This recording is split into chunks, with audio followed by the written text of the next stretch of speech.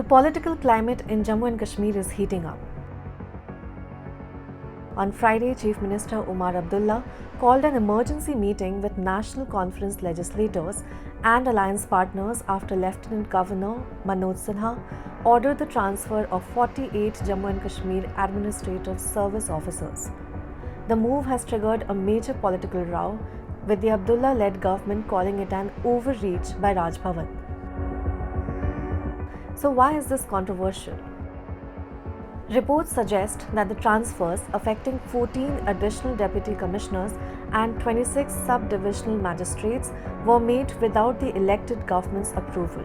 This is seen as a violation of the Jammu and Kashmir Reorganisation Act, which grants governance authority, including bureaucratic appointments, to the elected administration. Omar Abdullah has strongly opposed the move, calling it an overreach by Raj Bhavan. He has also written to Union Home Minister Amit Shah, urging intervention against what he calls an encroachment on the government's powers. The controversy has also drawn criticism from Congress, which is part of the ruling coalition.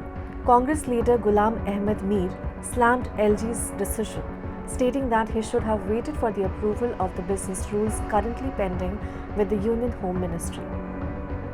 Besides, the timing of the transfers is also being questioned. The Abdullah government had sent its proposed business rules for approval a month ago, hoping to establish clear governance procedures.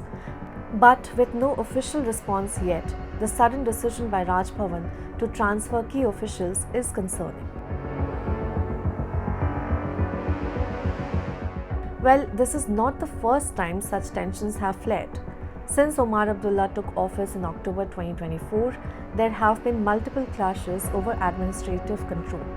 Just 2 months ago, the government attempted to halt the transfer of 20 JKAS officials, but the order was implemented despite objections. With Amit Shah set to visit Srinagar soon, the ruling alliance is expected to demand a clear division of powers between the LG's office and the elected government, setting the stage for a potential political showdown. Follow and subscribe to Business Standard for more such videos.